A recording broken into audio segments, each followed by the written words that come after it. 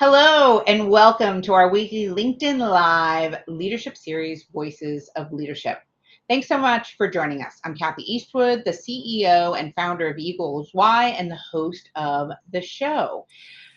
Each week, we explore the fascinating world of leaders and how they find success in what they do. It's the job of the team to deliver results. It's the job of the leader to facilitate and make that happen. And so, what we love to do is talk about what really inspires leaders, what they may do differently, and how they build trust among their teams. And trust is going to be a big word. We're going to follow up from last week's session on that. So, while we're talking, please feel free to share in the chat where you're calling in from. Let us know, please feel free to share your LinkedIn profile, but also, most importantly, ask questions. This way we can tailor this session to what's on top of mind for you. So let's get started.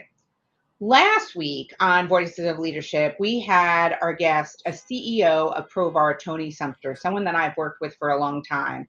And we really got grounded in the foundation of trust and what the definition of trust is. And that he shared its confidence in intent and follow through. So that's really been top of mind for me all week. And I started talking to my really good friend and our guest today, Bill Balnave, saying, you know what, it's great to know what and why and what, trust is, but how? How do you build trust and what happens? And a question that came up last week also is, can you rebuild trust if it's been broken? So that's what we're going to talk about. So Bill, thanks so much for joining us today. I'm really excited to have you Absolutely. back. You've been here a number of times, I know, but it's always a good and fun debate. So we're going to handle this a little bit differently. Bill and I decided today we'll try to do it less of a direct interview and a back and forth discussion on a few key questions that we're hearing. But I want to start first with the premise and the belief. It's that you can't hire trust. You have to build it.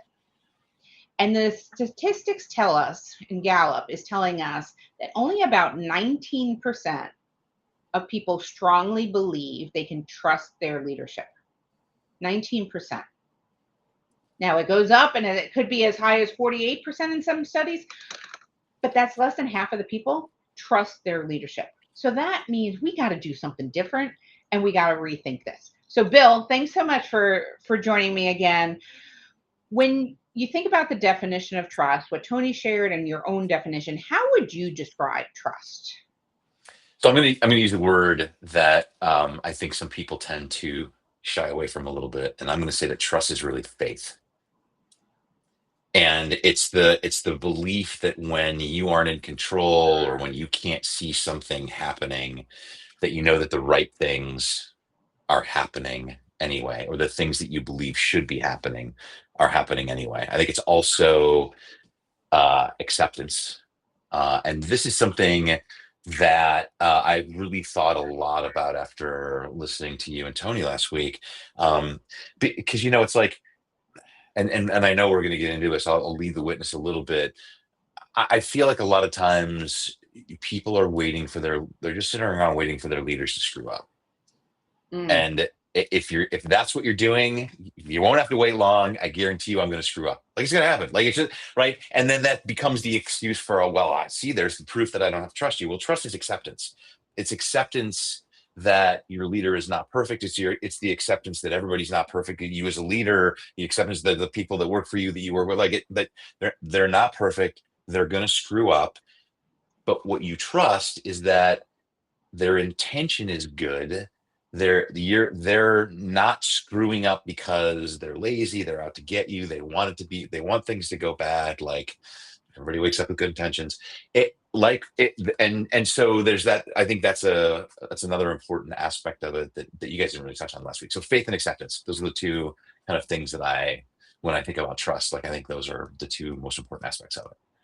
Yeah. And have you, so one of the things I've seen, and you and I went through a session like this, and I know we'll talk about it a little bit, but there's a different level of trust or focus on trust that people come into things, right? So you can either trust to start or you come at it from a doubt point of view, right?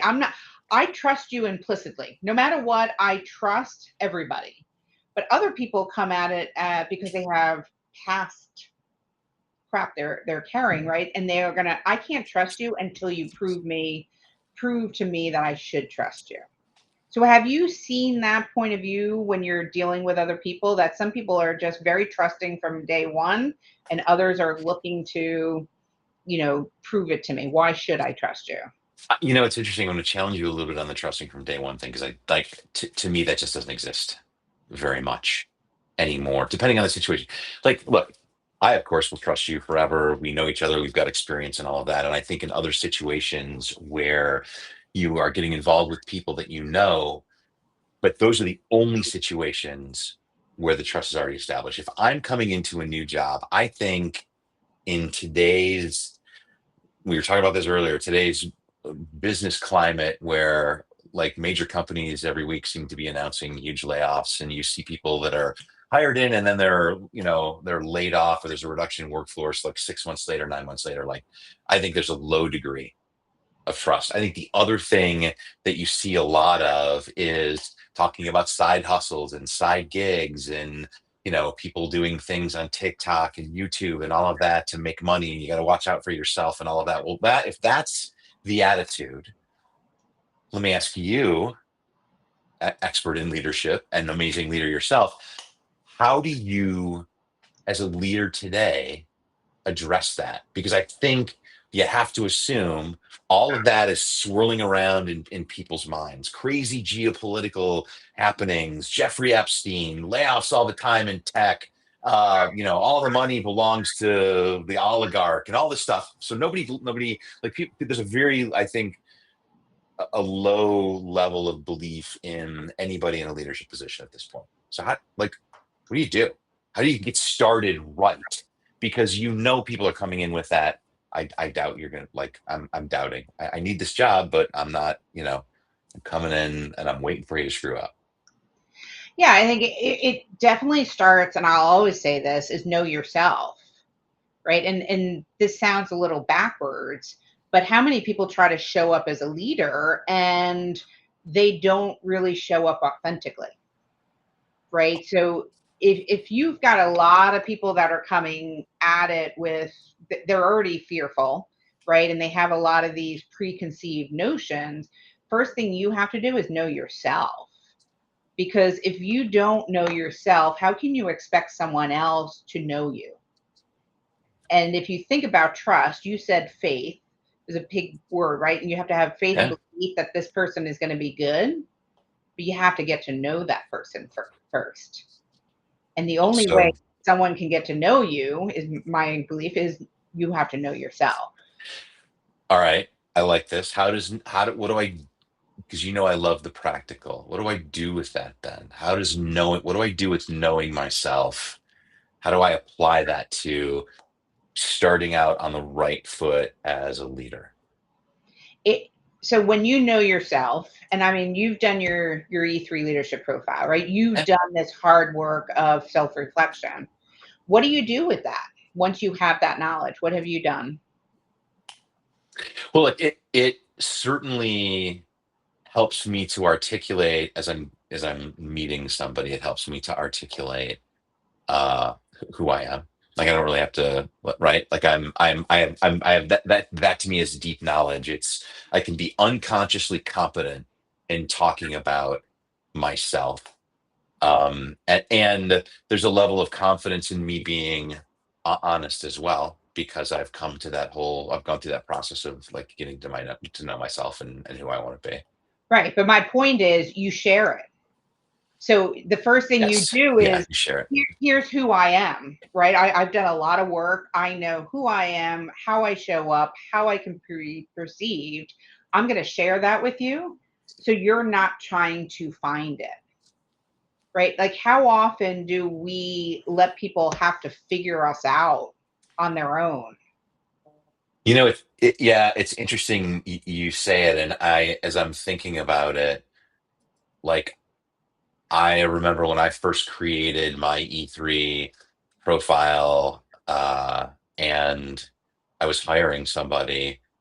or like the team had changed or whatever, there were going to be some new people, and you were like, well, you got to do the next team meeting. You have to do your profile. Or I think there was another time where I was starting someplace, and you're like, well, okay, you're going to show them your profile, right? And I'm like you get very self conscious. I'm like, they don't really want to hear that. I'll tell you, it's so wrong. I think a lot of people have that impression of like, well, that's personal and that's not business, and so I don't mix the personal and the business, and people don't want to hear about the personal stuff.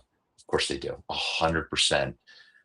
And you helped me get over that. It took me a while to get over that. That notion, like, oh, I'm sharing personal stuff, like that nobody cares about this, or I'm being arrogant because oh, of course they want to hear about me. Yeah, but they do. At the end of the day, they do, because you're just a person, they're people, and that's how you get to know each other. And if you don't start like that, yeah, then it's hard to build trust. Well, have you ever trusted anyone else that you didn't know personally? I'm a sucker, though. I feel like I'm an outlier. You know what? I do that less now. and Yeah, and certainly I'll tell you what, I can think of a couple of examples, and I think you know these examples of where I trusted somebody without really getting to know them, and it didn't work out so well. yeah. I think there's a balance, right? When you think about this, um, you've got the trust element, and I go with, you've heard, you said it, like, assume good intent. I think we have to walk into every a situation and trust that people are going to show up with good intent. And if they don't show up the way we think, then wonder if there's something else is going on that we can't see. So, but I think that's different than implicitly trusting someone fully. And I think you still have to build that relationship up to get to know them. How do they show up? How are they going to be when they're stressed, etc. Yeah, Kath, I would take that even further and say, like, if I'm honest, like if I'm genuinely honest, there are a very small number of people that to your point, implicitly trust. Like, I just trust regardless. There's I think, so I'm reinforcing what you're saying, which is, yeah, it takes a lot to build that up. You and I have known each other for 20 some years. I implicitly trust you because of that, right? Like, I implicitly trust my wife because of the experience. Like, I've known you longer, but like because of the experiences that we've had together, and the time that we've spent, and what we've shared, and all of that. But then, man, there are a lot of other people in my life that, yeah, I love them and all that, and they're great. But like, there's still like, I wouldn't say that I implicitly trust them. But when you've taken the time to build that relationship, get to know them, and consciously build the trust, do you find the working relationship is more productive and it works better? So 100%, 100%. And when the screw up happens, because it's always going to happen, it makes it possible to recover from that, because you, like, spending time, you're getting to know the person, know that person as a person and not a business colleague or your manager or whatever. And I think that allows you then to yeah, to deal with some of the tougher times, or the thing, the hiccups when they happen. Yeah. So, we kind of talk about intent, right? Knowing yourself, sharing it, that's the intent. You put it out there of, here's who I am. This is how I intend to show up. This is how I want you to think about how I show up. But then it gets to the follow through, right? And this was Tony's definition, the confidence in your intent and follow through. So you can say, this is how I intend to show up, but then it becomes the follow through, right? Actually doing what you say you're going to do, whether it's being on time, delivering with quality, being competent, consistent, whatever everybody's motivators are different. What do you think gets in the way for people, um, that causes them not to trust or to hold back? What have you seen? Look, I think there's a few things, right? I think one of them is what you and I just talked about. Like, when things aren't personal, when you as a leader aren't providing the opportunity for people to get to know you, and when you're not getting to know your people. I think that's a huge barrier. I think the lack of communication, lack of, I'll call it FaceTime. Like I think of um 2016 when I took over the pre-sales team and the SE team in EMEA for Aptio. And like first year that I was there, I thought I was doing really good. And I was doing my review with the general manager. And he's like, hey, so some of the feedback that I have from the other SEs is that they want to feel more like a team. And I'm like, what? What do you mean they don't feel like more like a team? Like we are a team. Like what? And he's like, and he said, like you seem to cancel team meetings regularly, and you seem to like avoid one-on-ones when there's nothing to talk about. And I'm like, here I was thinking I was doing something good, like people want another meeting, and actually. What they want was to know that I was going to be there every week at this time. Like, didn't matter if there was anything to talk about. Like, is Bill going to be there? Is he there? And and what I didn't think about at the time was that the person who had managed the team before me was actually more concerned about chasing his own deals and doing his own things. And so he like would regularly just cancel meetings for his reasons. And I was like repeating that behavior, not really knowing it. And like at the end of the day, they just wanted me to be there. I didn't have to have an agenda. There didn't have to be anything, but it was that consistency of like, show up on Friday, do the team meeting. Like, we don't need topics. Just let's get on and talk to each other. Like, we just want to know you're that. Like, to me, if you're not doing those things, like those are barriers to being able to build trust. Yeah, I agree. There's two elements I think we always look at. Is one is what motivates people, right? And you talking about it in your book, Wasabi Tech Sales, right? Of that Maslow's hierarchy of needs, right? Yeah. We call it the WIPM in equals Y, but there's motivators we have, and that you have to connect to people's motivators. Yep. Right? Why are they going to trust you? Why are they going to get on board? They got to know their whys, etc. On the other side, then you have the barriers, right? So the feud, the fear, the egos, the uncertainty and doubt. How do you balance the two when you think about it? Which is how do you, I guess, do you use the positive motivators to help overcome some of the fears, uncertainty, and doubt people have? Yeah, it's an interesting question. Like, I guess I don't know. I was always like, me. I just want to jump into it. So to me, addressing the FUD was like, I don't know, like calling it out in the room, bringing it up, like just like addressing it directly. I think a lot of I think a lot of people as leaders are afraid to do it. I also think that there are leaders who do it, but they do it maybe inappropriately, because sometimes you address it with the crowd, sometimes you address it with the individual, those kinds of things. I don't know. Is this what you were? Am I answering the question that you asked, or Yeah, my? it's about like what we're trying to get to is like what keeps people from trusting someone, right? So you were talking about this team, your group didn't feel like a team because they couldn't in some ways trust you or you're going to show up, right? And Yeah, to Rich. So if I'm looking at the chat, to Rich Polton's point, Rich, very good to see you. Glad you're here. Thanks for joining, buddy. History of broken promises and lack of communication. Yes, and I think not being aware of the history of broken promises and lack of communication. And had I maybe done a better job in that first year of getting to know my people, I probably would have uncovered that stuff and been able to adjust accordingly. So bringing it all the way back to what you started with, Kathy, which is like, yeah, getting to know your people, expressing yourself, getting to know yeah, it them starts with as yourself, people. right? Know yourself, and then when you do that Yep. exercise, then you've asked, and I know you've done this now with your teams going forward. You ask them to do their profiles. Yeah. Yeah.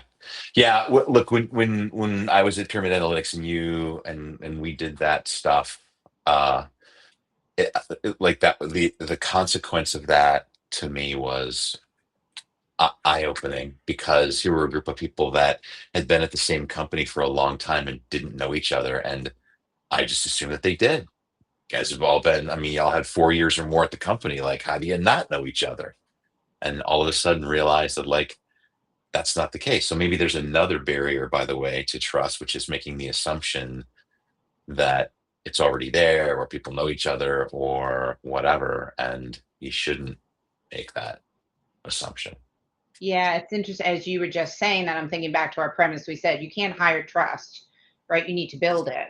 It's the same way you can't walk in. You might have been the most successful leader in the previous organization. You might have delivered amazing results, but you can't expect to just walk in with the same playbook and start executing and think everyone's going to get on board with you. 100%. And you should not also walk in with, like, you thinking that's the expectation that people want. By the way, that people want your playbook, because Yeah, yeah, they don't want your playbook unless they know you, unless they get to know you and trust you first. They don't, otherwise they don't care about your playbook. yeah. So that trust really takes effort, right? Of okay, deliberate. Here's who I am, being vulnerable, right? Here's a big word to build trust is that Yeah, vulnerability, right? yeah, Hey, I'm for going to put sure. it all on the table. I'm not perfect. Here's what I intend to do. And I love what Rich is saying now, like foster the team, but do it genuinely, right? You can't just say, trust me. I trust you, and therefore you should trust me. It doesn't work. People's phony meters are definitely turned up to a high gain nowadays. Yeah, like people tend to sniff that out very quickly. Yeah. So one of the questions, we've been presented with is, can you rebuild trust? I think this kind of comes into play here a little bit, even with if you're walking into a situation that you're new, right? So I don't know if you're necessarily rebuilding trust, but I think you're always building trust, right? So that, I think, 100% for sure. You're always building trust. Period. End of story. With everybody and with everybody in your life. Like, that's any with any relationship, right? I think the difference in the workplace is the business nature of it, and, like, especially when you're a people manager and it's your job to to drive results, to get results out of people, then, like, yes, you constantly have to be building trust. But when you talk about, can trust be rebuilt, like, I think it depends on who broke it, in how you rebuild it. When you and I had kind of maybe talked about it before in the context of doing this session now, the assumption that I made was, well, if I'm the one that rebuilt that broke the trust, can I rebuild it? I hadn't thought about the situation that I found myself in 10 years ago, walking into a situation where the previous leader Mm. had broken the trust with the team, and I was kind of unaware of that, and it was my job to rebuild it, even though I had not originally broken it. Wow, that's a great way to look at Right? it, It's an right? existing team, Yeah, I get it. And so you're responsible for rebuilding trust that you weren't even involved in. broken by somebody else that I didn't have anything to do with, wasn't my fault. But all of those things would then, of course, be assumed on me, because that was their experience. And then, man, like, thinking about it now, and, like, I just walked right into the same behaviors, not with the same intention, same behaviors, but how are they to know that they didn't? And I will tell you, Yeah, my second year there was way, way different than my first year, because we had team meetings every week and I never missed a one-on-one. And, like, it made a huge difference in, I think, just people's genuine job satisfaction and happiness with working there and all of that. Yeah. yeah. Well, we're gonna ask Rich. It sounds like Rich might have been on the team. So He no wasn't. He pressure. wasn't. By the way, Oh, Rich. No, no, no. I don't. Rich was not an FDO, so it's not a. Yeah, okay. Rich. But Rich has never had the displeasure of having to work for me. So it's interesting when you think about it, because can you break something you haven't built? But do you have to? I think you have to deliberately set yourself up to build the trust, and that starts with A, knowing yourself, but B, defining what trust means, right, among the team. So it's not just what it means to me, but what it means to you and everyone else on the team can really be different, right? Like some people take it really personal if you're late to a meeting. Yeah, yeah. And so Well, you and break trust that way. let's make sure we don't talk about the team as the team, because what is the team? First of all, you can't build trust with the team. With the team. It's the individuals on the team. And every one of those individuals is going to have a different starting point, right? And like the man, like we talk about trust so much, Kath, and I never had really thought about, like, as a new leader going into meeting a team or putting a new team together, like I almost feel like you need to sit down with like a little graph, a little trust spectrum, and be like, okay, where's Rich on the trust spectrum based on, like, as I'm getting like that, the first thing I need to do is to uncover, like, how broken is it? How much work do I have to do with each individual to build that trust? Because it's not the same level of work, because everybody's going to be coming from a different place. Yeah. And one of the things I've coached people on is actually creating a relationship heat map. So as you're onboarding, you create a list Yeah. for all your stakeholders. And right off the bat, what do you think? Red, yellow, and green, do you have a good relationship with them? And you have to define what red means, what yellow means, and what green, right? What does great look like? What is a great relationship? What does teaming, trusting mean for this person and me? And do we have it? Yeah. Yeah. You know, I think back to we had a scenario when we were at HP Software. I know we've talked about this a bunch, you and I, and analyze it. But if you remember, we had a team, we had to go through massive, massive transformation. And Yeah. we had a team that we had a vision, but it was hard. We were all very, very different. And how we showed up, in some cases, we got along. Some of us got along really well. Some of us found some traits irritating. We were not on the same page working as one team. No, no, it's interesting. Like I think about that time now, and like it's like I wish I could go back and watch the video. Like it would be a great case study, because you're right that we were all very different people. There were some that I knew, some that I had not met at all, and but we were thrown into this situation. I know for me personally, like I think if I look back now, I spent more time thinking about, one, what did we need to get done? Like we have to get stuff done. What do we need to get done? And then two, how can I make sure that I make a big contribution and show up and be like a big player? And man, and then three, like, did I think about getting to know everybody? Uh, You're too busy running to the door, right? I Like, will, like we got to get stuff done, and if you guys weren't keeping up, it was like that.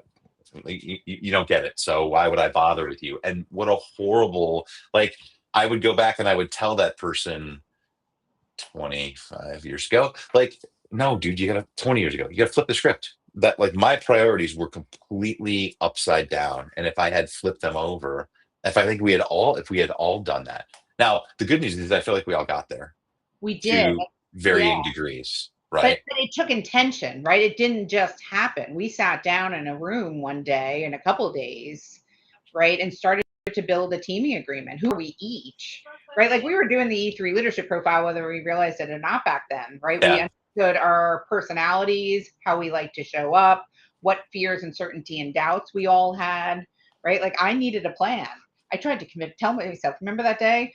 I'm like, I don't need a plan. And like all of you went, What are you uh, talking about? you always Yeah, need you a do. plan. Your plan is that you have no plan, we we right? can't eat lunch unless you have a plan. What are you talking about? Of course you can have a plan. But like once we put all of our needs and our fears, uncertainties, and doubts on the table, suddenly we didn't take any of the stuff personally. It was like, oh, wait a minute. So your need for a plan isn't to micromanage me. It's just your own fear of failure. It's interesting, Kathy. Like, yeah, and I think about two elements that I think were important to kind of allowing all of that to happen for us to like get to know each other. One of those elements was, I think our boss at the time made the effort to make sure that we would get together socially as well as work wise. right? So we were put into situations where we had to hang out with each other and have fun, and we did.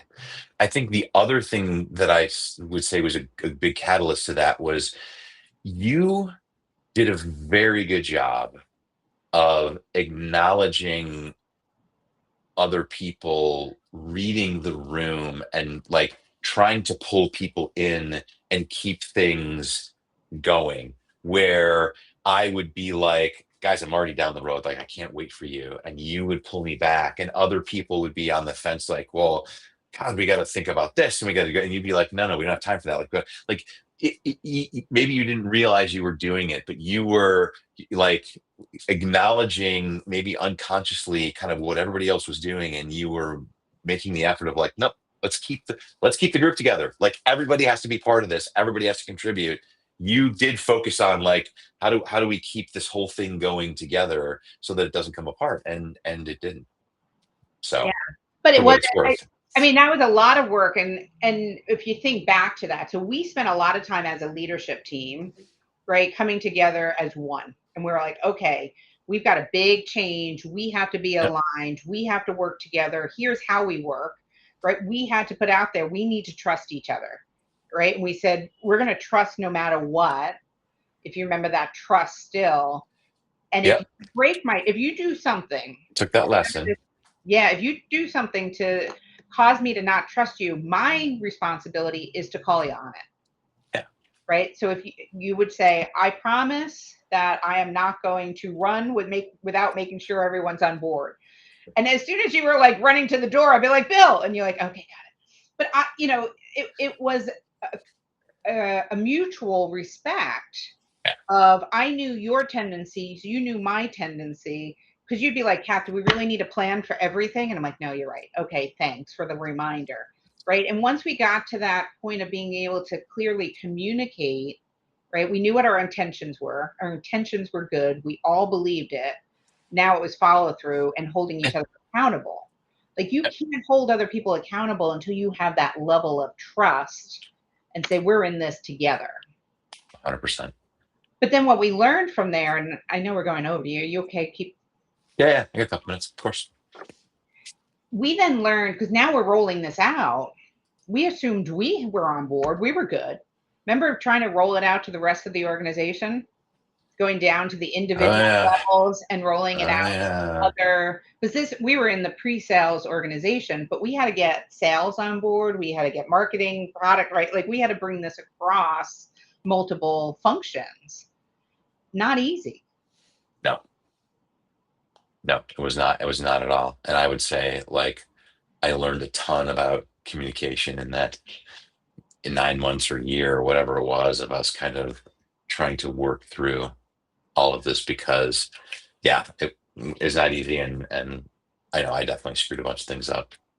We all have, but I think it goes back to our intention, right? And working at it. And I, I love the chat. Rick is We're, coming up with some great we're stuff, just right? jamming, yeah. Saying, I'm going to put this one up on the show here for a second, right? You still have to earn trust, and it's hard to get back from a deficit, right? Like trying to fill a colander with water. Absolutely, you're spot on, Rich. But I think it is possible. And the point that we're trying to make is, yeah, you're going to screw up sometimes, but you really have to work on it and be intentional about building that trust. Um, Yes. and that's what Yeah, you have leadership to. is really about. That's got to be an important focus, and you shouldn't lose that focus. And I think you lose it in two ways. One, because you don't consider it in the beginning, and so you just keep going on. Or two, you do consider it, and you get to a point where you feel happy about the trust, and then you don't consider it anymore. Like, and you forget that you always need to be thinking about it, and making it important. Yeah. When do you find sometimes you fall back into the not so good habits in leadership? When things are going well. Interesting. When things are going well, I don't like, well, yeah, things are good. I don't have to worry about that stuff. Like, everything's great. So you fall back into your habits there. I fall back into some of my habits when I'm the not so good habits when I'm stressed. and I'm like, I know I need to bring everyone in. I have to help them feel included. But when I'm stressed, my need for a plan comes out double.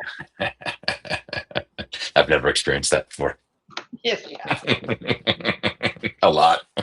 Yeah, but I think that's why it's so important as leaders to understand when you show up at your best, when so first, here's my intention. Here's how this is what good looks like. This is what I need. This is what I want to do. Here's how we should communicate your responsibilities.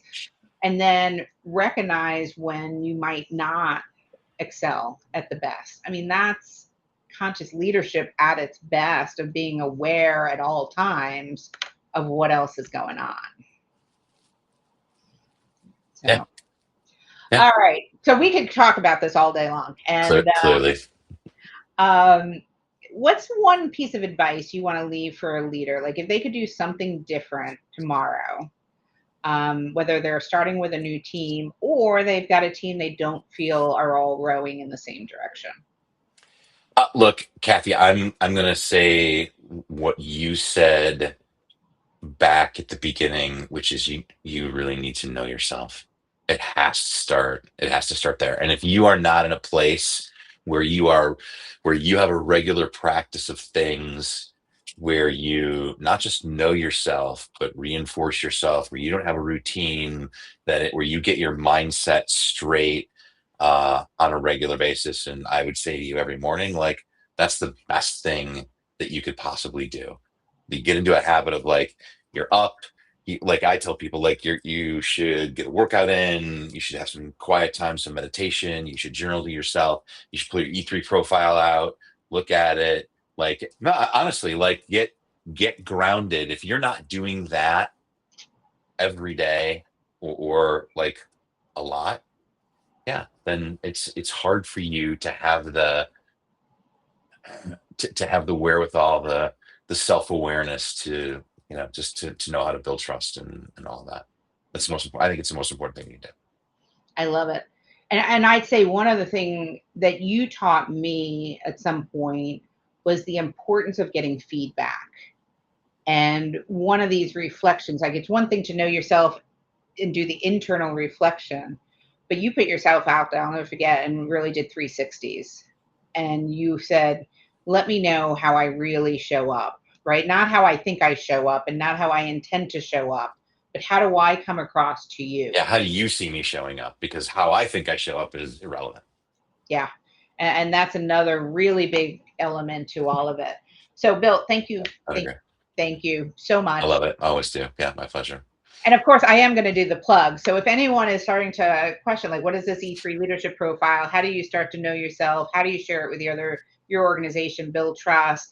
Please check out our E3 Leadership Bootcamp. We have a new session starting on February 25th.